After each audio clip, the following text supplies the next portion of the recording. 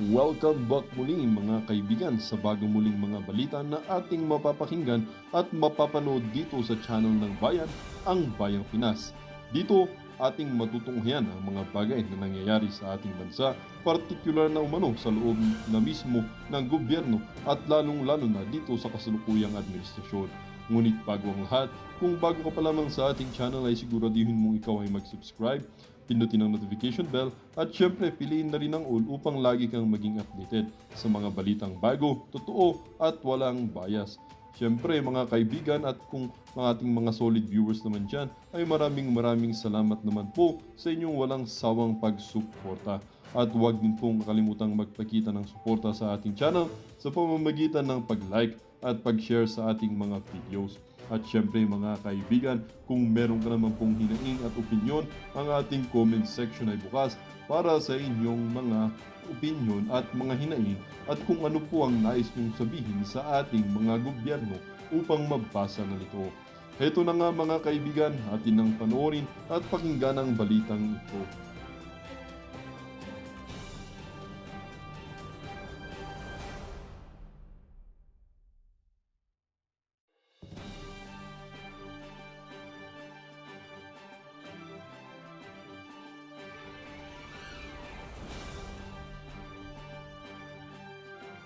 Office resident who are staying in the gym. Ito ho ang statement nitong si Cap Wilson. Pakinggan ho natin mga kababayan.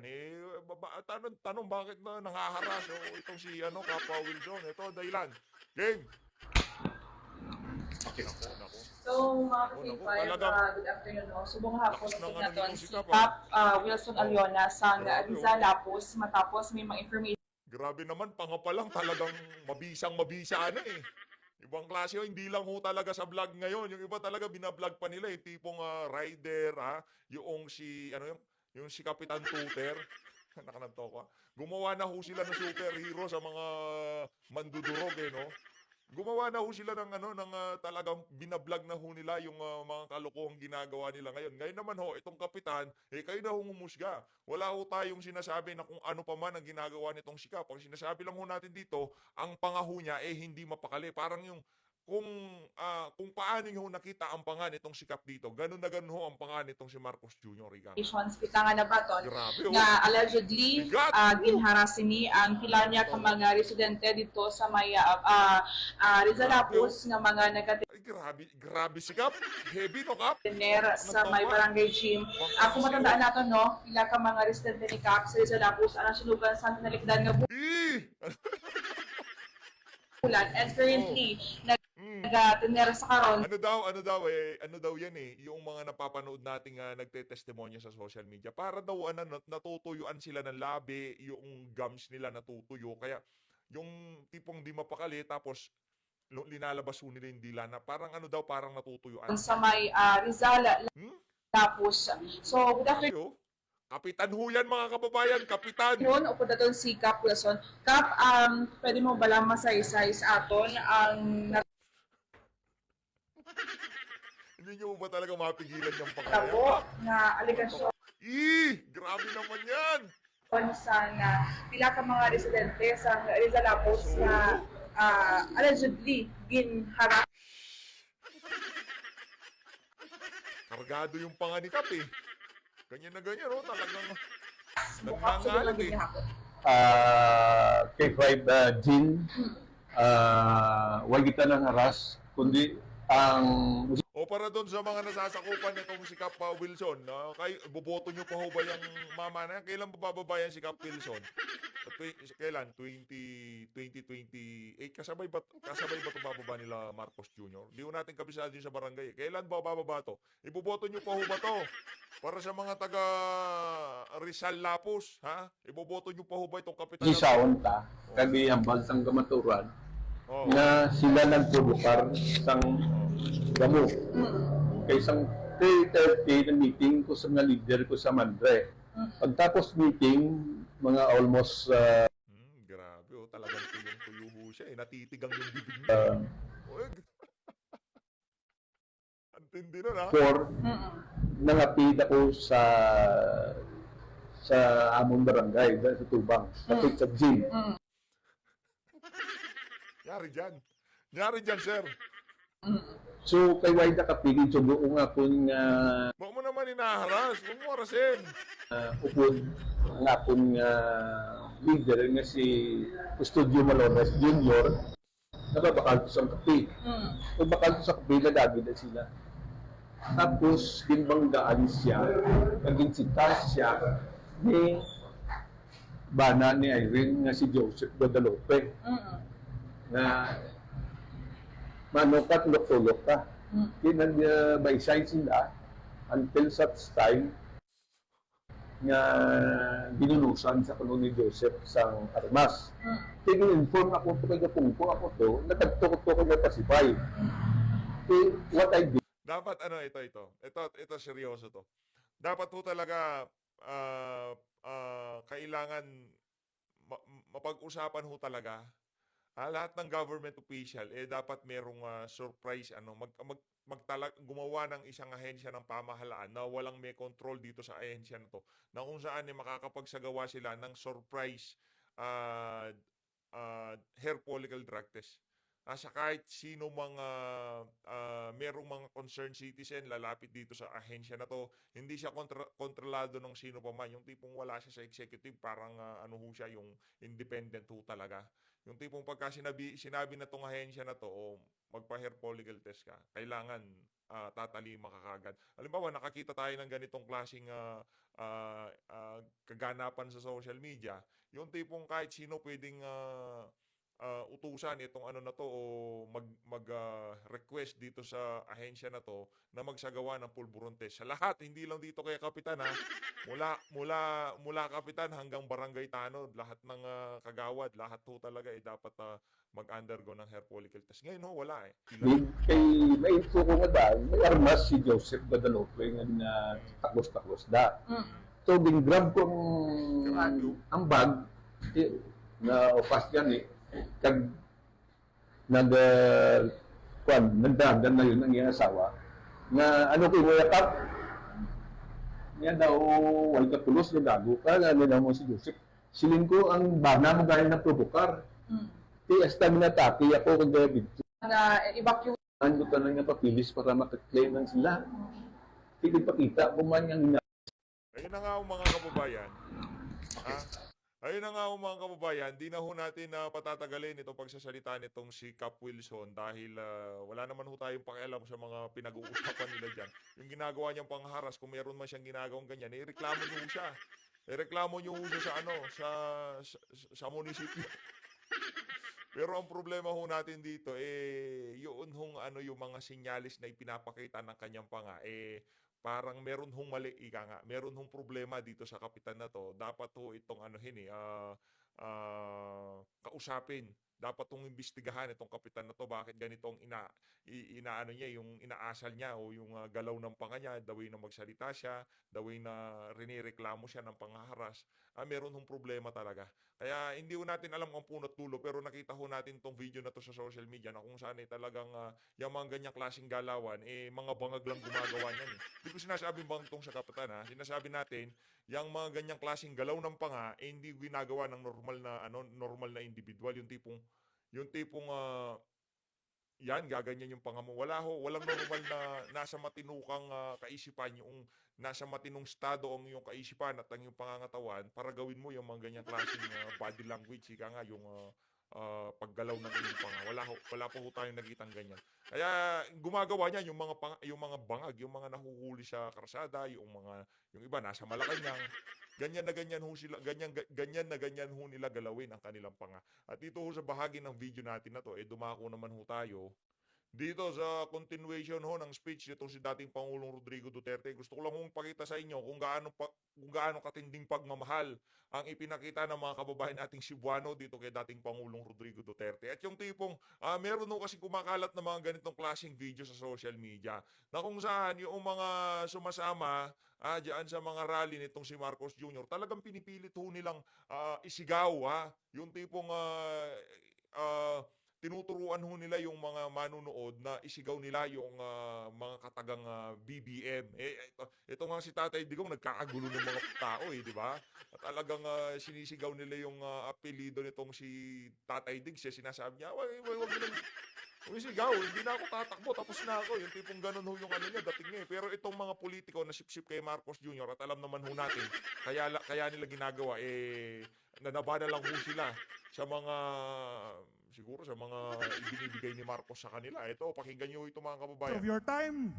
I'm not ito. gonna take much of your time because kay Balogyo ko, you are all excited to hear what he has to say para kanato tanan. I would just like to say, isagit ra nato. Okay ra ba? BBM! BBM!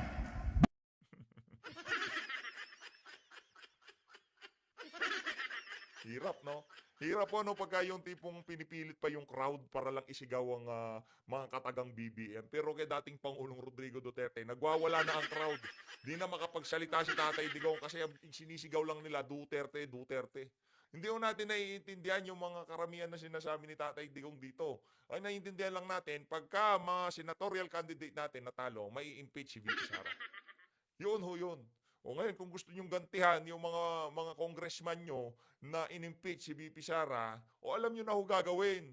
Kung iboboto nyo yung mga kalaban ng mga congressman nyo sa lahat, sa iba't ibang distrito sa Pilipinas, kung manalo man yung mga kalaban nila na yan, makukurap lang ho ni tambaluslos yung mga yan. Yun ang sigurado natin. Tandaan nyo ho yan mga kababayan. Ha? Karamihan ng mga congressman, di natin sinasabi lahat yung mga kaalyado ni Tatay Digong, ibang usapan yan. Pagka ikaw, kandidato ka ni Tatay Digong pagka-congressman, sigurado, parang ikaw si congressman Ungab, itong si Pantaleon Alvarez, yung mga yan, itong si congressman Pulong Duterte, yung mga congressman na yan, hindi ho yan basta-basta mabibili, hindi ho yan basta-basta mabubuli ka nga itong si Tambaluslos, no? Ngayon, kung iniisip nyo, gagantihan nyo itong mga congressman nyo, na dahil sa pagboto nila ng pagpirma nila sa impeachment ni VP Sara, iboboto nyo yung mga kalaban nila. Kung hindi rin ho yan talagang kaalyado ni Tatay Digong, sigurado ho, bibilin lang ho yan ni Tambaluslos. Same scenario lang ho mangyayari sa House of Representatives. Ang sinasabi ho natin dito mga kababayan, kung gusto nyong gantihan yung mga congressman na yan nag-impeach kay Vice President Sara Duterte, pumirma dyan sa mga articles of impeachment na yan, ang pinakamatinding ganti ho dyan, straight ho tayo, Team Suka. Senatorial candidate nitong si dating Pangulong Rodrigo Duterte. Sa ganong kaparaanan, sigurado ho magagantihan ho natin yung mga walang yung congressman na yan na in-impeach ho nila itong si Vice President Sara Duterte. Yun lang ho. Maliban doon, wala na ho tayong nakikitang paraan kung paano mababawian itong mga walang yung congressman na to. Pagka napanalo natin ang buong senatorial slate ni Tatay Digong, daig pa ho natin ang nanalo sa loto. Lahat ng Pilipino, daig pa ho natin ang nanalo sa loto. Yan hong sigurado. Hindi ho ba tayo parang nanalo sa loto kung ang ating mga kabataan malaya nang nakakalakad pagkagabi? Hindi ho natin iniisip na baka mawala si Junior. 'Di ba? Baka kunin itong si Neneng, 'di ba? Ganun no eh. Hindi ho ba tayo parang nanalo sa loto noon? Di ba tayo parang nanalo sa loto kung yung pondo ng pamahalaan talagang napupunta sa tamang mga proyekto, para sa kapakanan ng sambayan ng Pilipino. Hindi sa ayuda kapakanan ng mga politiko pinag-uusapan natin doon. Nagiging tamad ang mga Pilipino pagka ganon. Kung gusto ho natin gantihan itong mga politiko na to, nandiyan si Atty. Raul Lambino. Senator Raul Lambino. Nandiyan si Atty. Vic Rodriguez. Nandiyan si Atty. Jimmy Bondoc. Ito kay Atty. Jimmy Bondoc, bumilib talaga ako. Grabe, sobrang bumilib ho tayo dyan sa mama na yan. Atty. Vic Rodriguez, Pastor Apollo Kibuloy, Congressman at Senator Rodante Marcoleta. Nandiyan ho sila. Kung gusto nyong bawian yung si Tambaluslos, ang pinakamatamis na bawi sa mga kalaban natin sa politika, mapapanalunin ang buong senatorial slate nito si dating Pangulong Rodrigo Duterte. Tuloy! BBM! Yung ata BBM! Matay ninga man usap. Anak lang to ko. Nakaganyan iba, Bibi. Gusto palang isigaw Duterte, hindi BBM, no? Usap! Oh. BBM! Wala, Brad. Alata ka naman eh. Grabe yan, nanabakan lang sa binibigay ni BBM sa'yo. Ano bang binigay sa'yo? Bakit talagang todo-todo pagkakababoy mo. Di ka na aso bro, baboy ka na eh. BBM! Tingnan mga politiko natin. Tapos yung mga constituent nila, puro payat. Partida, ang kanilang pangako, talagang paiigihin ang buhay ng kanilang mga constituent. Pero sila lang nananaba. Anak na to. Ibang klase. BBM! Nakaganyan lang siya. BBM daw, BBM. Naka Duterte siya. Okay. BBM pero Duterte si BC. Press, wag okay na kita. Okay, jugta. Okay na. Dito na tayo kay Tatay Digong. Okay, pinakamatamis na revenge, pinakamatamis na ganti dito kay Marcos Jr. Ngayon pa, wag na ho natin hintayin ng 2028. Dito ho natin sila mababawian. Yan ho mga kababayan. Dito ho natin sila mababawian. Papanalunin ho natin ang mga kandidato ni Tatay Digong. Naku, talagang ano ho yan, kumbaga, yan ho pinakamatamis na pagkapanalo. Pinakamatamis na ganti sa mga umapi dito kay Ate Sara. Papanalunin ho natin lahat ng nasa senatorial slate nitong si dating Pangulong Rodrigo Duterte. At hindi ho malabong mangyari yan dahil eto mga kababayan, di ba Team Suka, lagi natin sinasabi, tayo ang mga Team Suka. Team pinaka-corrupt daw, Team Suka pinaka-corrupt. Pinaka-corrupt daw. Kung yung picture na yan ng ating pagbabasihan, talagang parang binabanatan tayo nitong gumawa ng post na to. Pero nung binasa ho natin yung mga komento dito sa naturang post na to, wala ho tayong makita kung di puro Team Suka PDP laban. Ayan ho. Puro comment ho ng pagpapakita ng suporta dito sa mga kandidato nitong si Tatay Digong. Duterte pa rin. Ayan o, Marcoleta, Batogo, Duterte. Meron daw Team Lenny dyan, pero marami Team Suka, solid. Yes, Duterte. Kami, straight, we vote. Ay ano mga kababayan, partida yung post, talagang binabanatan na yung mga kandidato ni Tatay Digong, pero sumusugod ho yung ating mga kababayan taga-suporta nitong si dating Pangulo Rodrigo Duterte. Yes, to Duterte team, solid Duterte, Team Suka, solid Duterte. Ayan nakitang-kita vote straight. Ano sabi nito? Yan ang tunay na malasakit sa ating bayan. Lahat ng mga Pilipino, dito na tayo. Team Suka, solid Duterte lineup. Yes, Duterte. Solid Team Suka, Marikina City. No vote for them never. Ano troll hindi ka naman totoong tao. Solid Team Suka. Solid Duterte lineup. Yan mga kababayan. Diyan pa lang makikita na natin na yung timpla ng politika ngayon sa ating bansa. Kasi social media, napakalaking niyan Napakalaki kumbaga indicator kung saan napupunta ang politika Kasi yan ang ginamit na barometer nitong si Marcos Jr. noong 2022 presidential election. Kaya pwede ho nating pagbasihan ngayong 2025, ito para dito sa senatorial election. Ang mga nakikita natin na yan sa social media. Pero wag ho tayong pakasigurado dahil ang plano nitong mga kalaban natin lutuin sa suka ang eleksyon, ika nga. Team Duterte kami, yan ang malasakit sa bayan, solid team. Suka God bless. Duterte solid. Solid Duterte, Suka puro. Yes na yes, PDP. Pilipinas, Duterte pa rin. Team Sukat, the best team. 20 kilo bigas, big no. Ibang klase talaga yung mga kababayan natin. Vote straight. Solid we vote Team Suka. Yes kami din, solid Team Tatay D. Ayan mga kababayan, partida ito Team corrupt daw Team Suka. Kasi pinakorrupt yan ang ginawa nila pinaka-corrupt. Pero ang mga komento diyan sa post na yan puro mga solid Duterte supporter. Kaya ngayon pa lang mga kababayan, sinasabi natin dito sa PH Update, ang pinakamatamis na ganti dito kay Tamba at kay Bangag, papanalunin lahat ng kandidato nitong si dating Pangulong Rodrigo Duterte. Ito na ang ating pinakamamahal, pinaka-idolo. Talaga namang siya ang kumbaga nagbibigay ng pag-asa ngayon mga partida. Hindi siya tumatakbo ng pagkasenador, mayor ho siya sa Davao, pero nagpapataas ng kamay sa kanya yung mga kandidatong tumatakbo sa nasyonal. Ganyan ho katindi itong si dating Pangulong Rodrigo Duterte. Hanap po kayo ng former president na ginagawa, na ginagawa yung mga pinapagawa na yan kay Tatay Digong. Yung merong malaking rally, iimbitahan siya, pagsasalitain siya. Si Tatay Digong lang ho ang gumagawa niyan. At pagka nakikita ng ating mga kababayan yung pagmumukhang yan, nabubuhayan ho ng pag-asa. Yung tipong pagka hindi ho natin siya nakikita, parang kaya pa ba? Meron pa ba tayong pag-asa? Pero pagka narinig ho natin, kahit hindi ho natin naiintindihan, kahit minsan paulit-ulit na lang ang sinasabi ni Tatay Digong, nabubuhayan ho tayo. Yung tipong habang nakikita natin tong mama na to, ito yung definition ng pagiging matuwid na government official. Yan, si Tatay Digong. Kumbaga pagka nakikita natin siya, meron pang pag-asa. Nandyan pa ang mga Duterte ika nga. Ito na, pagsalitain na ho natin si Tatay Diggs. Love you.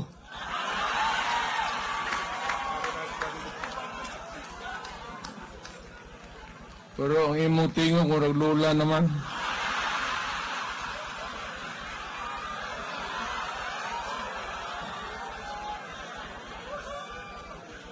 Magkita ta. Ikaduha,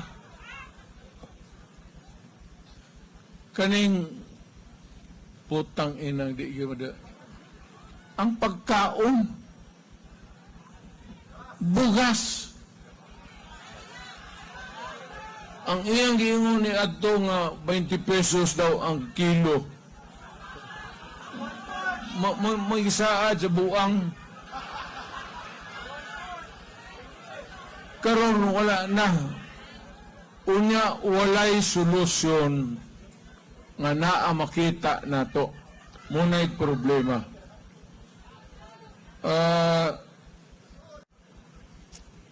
Nag-import sila og daghang bugas. Mubayad magyud nagtaripa. Ang taripa giubsan nila from 35 to 15. So daghang bugas ni sulod. Pero pagbaligya, mahal ng gihapon. Unsa man yung putang inaw? Pasudlo na, mubo ang taripa, daghang bugas, pag-deliver, mahal man ang gihapon. Muba pod gare?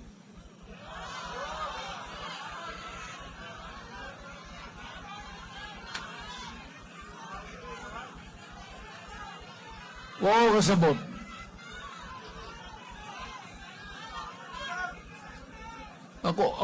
Akong presidente nito, pag ingon ako kakang presyo ng inyong bugas, 35 o 25 per kilo, mo nga na masunod. Kani siya, presidente man unta, dili maka mando. Waton ang problema, makita na inyo mulaygay. Una pa siya mo desider. Pagkahinay, ingnan ta mo, weak president yun.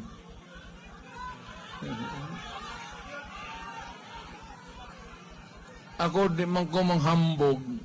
Kinsa ba to? Abi to si John.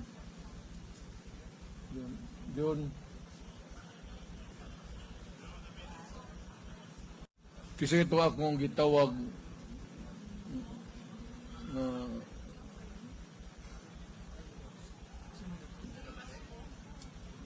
pag-abot na ko sa Manila, bago kong presidente, na ay bugas nga ang presyo ba gaduwa na sa mahal o akong gisugo ni si John nako tawga ang pinaka dakong negosyante sa bugas dire sa Manila. Opisyal sa NFA ayaw na kanang negosyante nga pinakadato nga ni nagnegosyo bugas. Chinese. Way binuang. Kani tinuod ni naaman si Major Dia. Tawag na akong Chinese, ipalingkod na ako sa sila. Ingon ako nga naay tay problema. Ang bugas nga rin gabalintong ang presyo. Karon ako takang ingnon. O dili gani na mabutang sa hustong presyo, ipapatay ta ka. Tinoon na. Daghang bagay, daghang po ko gisulti nga ipapatay nga wa na ako gitpatsa po. Napag yung ko'y giingnan nga ipapatay ta ka. Pagkahuman, ni gwapo ang presyo. So nawala akong problema. Ani man ko daning community of people ba?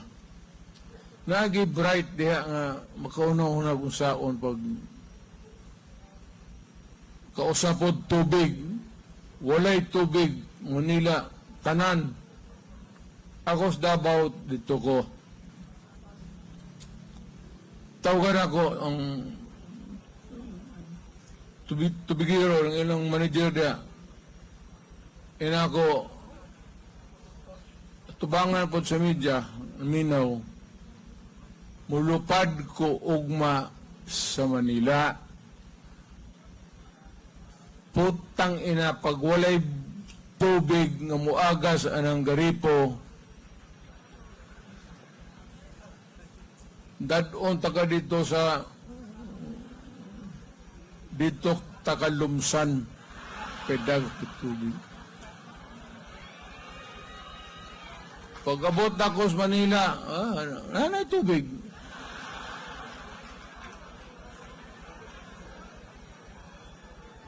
Ana wala musulbad o kuhan. Galing walay itlog lang yung puta. Talawan o walay sapot. Presidente kagwa kay sapot. So duha. Karon ang ikatulo, di na tamag binulahay ha. Di balik na pod ang druga. Dire sa Davao, Cebu, Manila.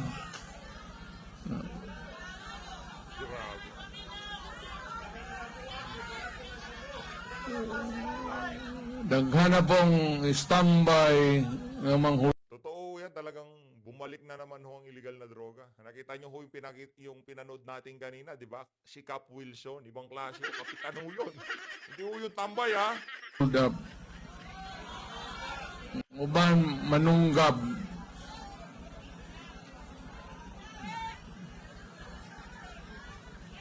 Katong ng hawa, moto sila.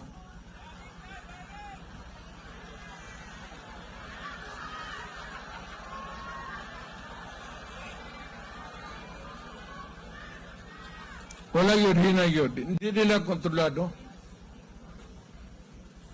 Hadlok manggod. Hadlok sila sa human rights. Sa bagay ako, may kaso ginoong ko. Pag ina na ko nga, ako sa Davao ni Adto, pag ina ko nga, gusto na ko ang Davao malinawon. Gusto na ko ang Davao makalakaw ang mga tao. Makauli ang mga estudyante, labigid ang mga babae. Nga wala hold up sa jeep. Ina ko, patsa silang daan tanan naron. Ilabay na sa dagat, ibahog na nga na sa mga isla. Munong kamong maatog Davao, mutila mo da sa mga lapu-lapo nga tambok ayo, bitaw. Direct, fertilizer mo ang mga lapu-lapo nga rin, unis-on man. Davao binahog eh. Hold upper, Tanan. Simple wala na. Ang tiil, imo lang hiktan o haloblak. Stang ulo. Di na na ulo tao.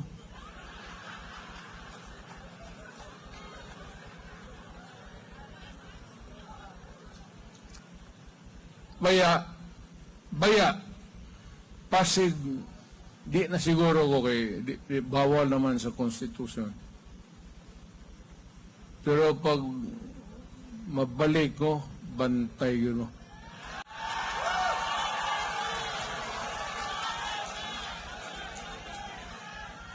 Di kinahalan, ang problema diha patyon yun mo. Walay Nakita nyo ho yung mga nanonood. Pagka nagsasalita si Tatay Digong, hindi yung tipong nakasmile hulat siya. Yan, masaya ho ang crowd pagka itong si Tatay Digong ang nagsasalita. Pero itong si Marcos Jr., hinihintay na lang ho nila na maipamigay na yung mga daladalang ayuda. Yun ho kay Marcos Jr. Pero kay Tatay Digong, iba ho talaga eh. Merong something dito kay Tatay Digong na pagka siya na nagsalita, lahat nakikinig. Lahat dinanamnam, bawat salitang lumalabas sa kanyang bibig. Di kagaya dito kay Marcos Jr., masyadong napaka-tryhard mag-speech ang problema wala naman hong laman yung mga sinasabi niya. Napanood niyo ho yan yung ibang mga video na pinapakinggan ho natin yung mga pagbibida niya sa kanya sa mga kandidato niya ng pagka-senador, di ba? Kaya na Manny Pacquiao, kay Tolentino, tapos mali-mali pa yung mga kaya imbis na bumilib ka dito sa kanyang mga kandidato, lalo ho silang hindi iboto ng ating mga kababayan kasi puro kasinungalingan ng ibinibida ng kanilang ng kanilang presidente. laing solusyon. Walay laing solusyon. Imo nang presohon paggawa sa niyang balik na adik eh. O niya balik na pod balik. Basta di na maantos, hiposo na lang. Pero ang gusto nako katog yung dagko katong mga tunuladang di lang ko ka ingon ni si kuan nga wa may gipakita si Duterte sa iyang panahon na mayor siya. Baya na i-raid sa Davao, na footage. Gi-raid na ko. Unom ka drug lords. Corrupt gid sila. Gipanitan ginako diya sila sa mga tinuod na. Pangutana mo taga Davao kanang inyong Dias Dumoy. Gipanitan ginako. Ing na to nga. Ayaw yun in town. Muna may problema ta sa crime na to. May problema ta sa bugas at untiyan nga di matarong-tarong nila o kaning krimen nga wa na. So, arin ako sa mga tao, basig makatabang nato. Pero kani, umudaog ni sila, magpabiling kani silang loyal sa ato. May mga prinsipyo. Pero una sa tanan, di man ko kamao kung saan ni pagkuan putang ina ni. Di bitaw kamao. So, God just ganyan ka lang. Kaping mo ni. Wala na yan. Dito na tayo sa lista ng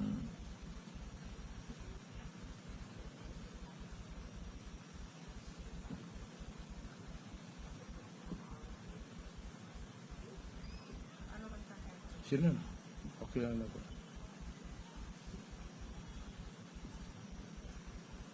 Kanang akong sinultihan karon tinapulan na giduka na ko tiguang.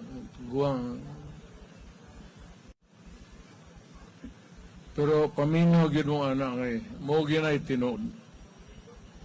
Ang tiyan o krimen mooy problema ninyo direct.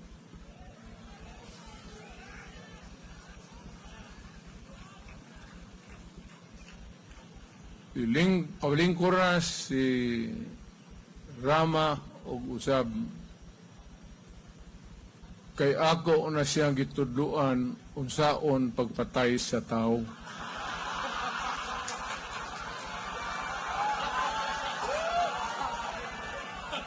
Nga murag dili ikaw ang nagpatay. Ana ba?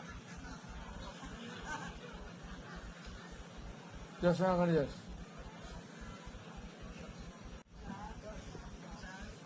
Yung listahan ng mga senador.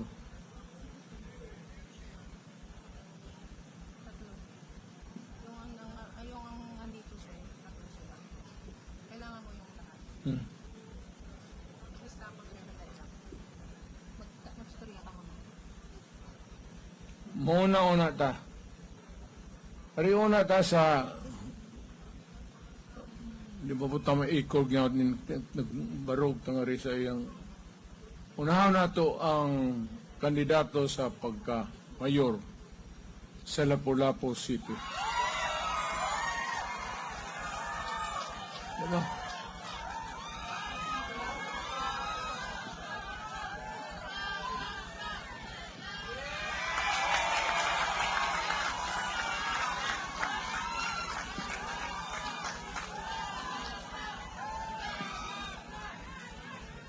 Mapilde ganina, balikan to mo dere. Awara, mantay. Padagkag yun ha. Ako na gunang ni Anhingari para mo hangyo sa inyo. Padag ang amo.